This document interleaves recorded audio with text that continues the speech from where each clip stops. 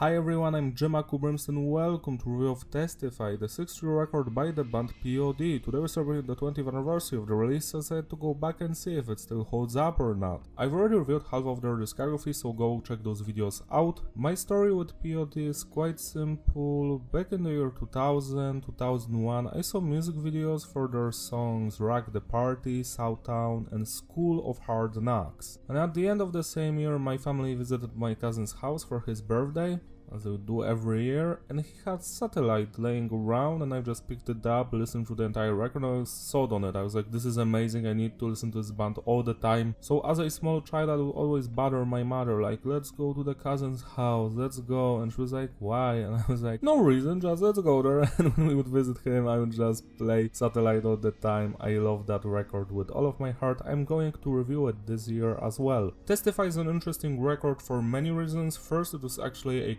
commercial success, so probably the only nu metal record successful in 2006. Next, let's mention the recording sessions, which took place from 2004 up until the end of 2005.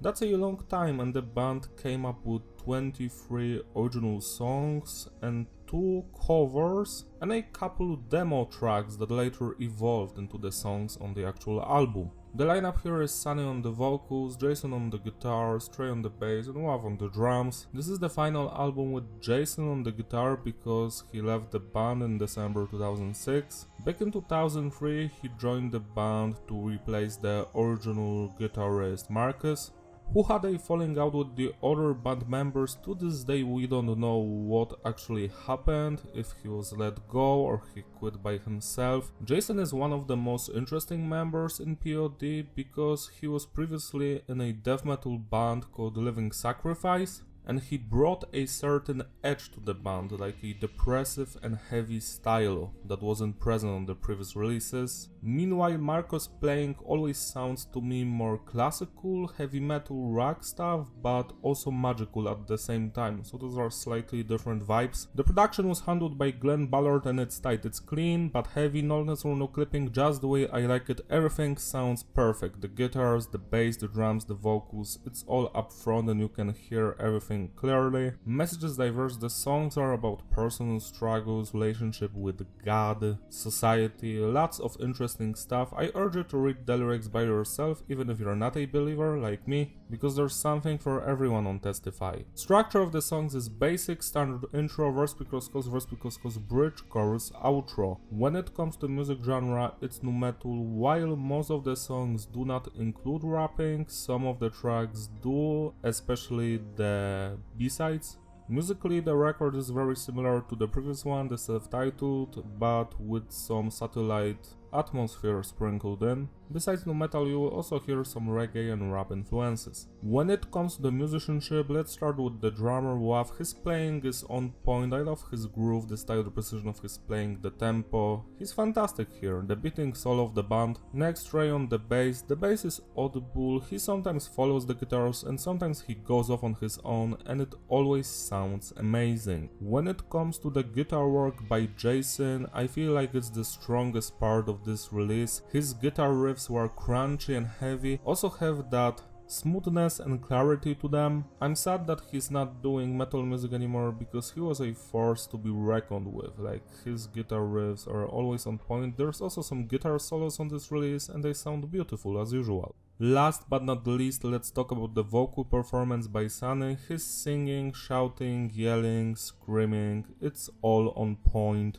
Rapping is also fantastic as usual. He sounds so full of energy on this release, like he found his passion for music yet again. It's very refreshing to see a band that was around for 14 years, yet they still sound like they've just begun their journey. Now let's rate the individual songs. The album opens up with Roots in stereo. The intro here is so funny. Ayo, wopo wopo wopo, might is Yahoo, so mama bomba boy. The guest here is fantastic. Love the rapping, the singing. Original Roots in stereo. Surrenders in Ohio, down the drive with the boom bong sound. And that you're on a fly, yo, bali be bo. It's so fun. The chorus is the best part of the song, that's for sure, but the verses and the bridge are also fantastic from beginning to the end. There's a reason why this song starts the record, because it puts you in a great mood. 10 plus out of 10. Lights out. Game over. If you want, you can check my stat. It's lights out. Game over, game over, cause the boys are back. So Lights Out is a single with a music video. It sounds like a sequel to Boom from Satellite. Like, it actually does. It has the same vibe I enjoy. It's more rap metalish approach. The P.O.D is listening. Checky check, microphone check. Checky check, microphone check. It's Lights Out. I love the guitar riffs and that breakdown, the bridge section. Dum dum dum dum dum dum dum dum dum dum. Everything here is beautiful. It's just as good as the previous song. 10 out of 10. If You Could See Me Now slows down a bit the pace of the release, but it doesn't mean it's worse than the previous songs. To the contrary, it's actually fantastic. I love its more introspective nature and the chorus is beautiful. The singing there, wow, cherry on top. 10 out of 10. Goodbye For Now is a single with a music video. It features Katy Perry singing at the end of the track before she was Katy Perry. I remember watching this music video a lot back in 2006 on MTV and Viva. It was one of my favorite things. This song sounds like a spiritual successor to Youth of the Nation, but actually to me personally, it sounds slightly better than Youth of the Nation. I know that Youth of the Nation is iconic, but this song I just love its more introspective and melodic nature. The vocals especially have that vulnerability, they're just so beautiful. Goodbye for now. Goodbye for now, so long. Goodbye for now. I'm not the type that said I told you so. Goodbye for now, so hard the times is to letting it go. When will we sing a new song? A new song. I'm not good at singing, so sorry for butchering that, but the chorus is beautiful, it's one of a kind, it's very memorable. The entire song is, the verses have that rapping in them and energy, but the chorus brings it down and lets the melodies flow, and the bridge is also quite fantastic. So overall, it's one of the best songs on this album, 11 out of 10. Sounds Like War is a nu metal classic. It's the most energetic song on the album, full of intensity, beautiful vocals. The chorus sounds like it's war to me, a piece of harmony. It sounds like it's war to me, yeah. Close your eyes so you can see, piece of harmony. Sounds like war in me, yeah. The verses are full of rapping. We keep on moving like don't stop, let it go, so to something like that. It's so much fun. The guitar riffs are juicy and nu metalish. The drumming is groovy. The bass lines hit. It's a fantastic song, and actually I prefer the demo version as the production is less compressed there and the entire song has more punch to it, but the album version has more nu metalish elements to it, so it's hard to choose one, but I guess I would go with the demo version. So 10 out of 10 to the album version and 10 plus out of 10 to the demo one. On the Grind features Sick Jackin, Booyaka Tribe and Amy Terran. It's a rap song with a very cool nu metal guitar riff in some parts. Overall, the mood of this song is very dark and oppressive, which is very weird to me. I wouldn't expect that from P.O.D in the middle of the record. Still, I feel like the song is a little bit repetitive and the guests don't add that much to it. So it's a great song, but one of the weaker ones here. 8 out of 10. I could say the same exact thing about This Time. It's a more of a ballad song with a very beautiful, heavier chorus. The chorus is what keeps me staying with this track, but overall, yeah, it's just great, nothing special. 8 out of 10. Mistakes and Glories, other hand, has an interesting history. This song was supposed to feature Jonathan Davis of Korn, but he was too busy doing See You on the Other Side, one of the worst albums of all time, so massive L to Jonathan Davis. They should have just scrapped See You on the Other Side altogether and he would just do this feature and that's it. It would have been a better decision. So Jason, the guitarist of the band, decided to step in and he does Jonathan's part, so he's singing and he actually does a great job here. He sounds slightly like Jonathan as well. I love the main melody on the guitar here.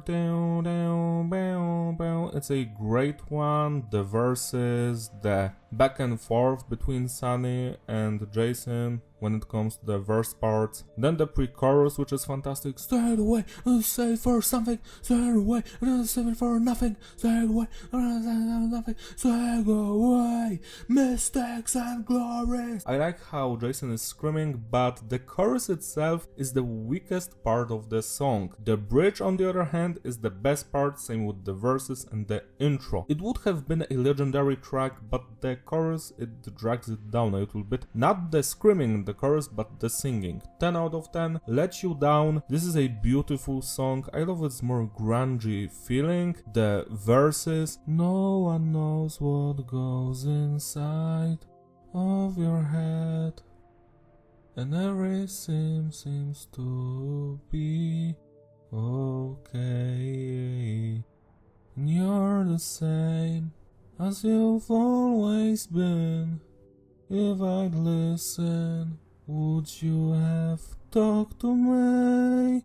Something like that. The song is very sad and depressive, but in a good way, especially the demo version, because it's slightly shorter, like by 30 or 40 seconds, so I prefer the demo cut, but the album one is also fantastic. So 10 out of 10 to the album version, 10 plus out of 10 to the demo one. Teachers is my favorite song from this album. I just love every single section, musically and vocally, the verses, the intro, the fantastic chorus. It's also funny to me how the song sounds like the previous album, like maybe it was written during the self-titled era. There's just a certain vibe in this song that makes me feel different, but in a good way. I especially love the chorus. Training day, do, cause man is coming and we are the teachers. Training day, do, we've been through the fire cause we're pioneers. Training day, do, the soul of the lion, Jala for the bleeding. Warrior soldiers, we still believe you.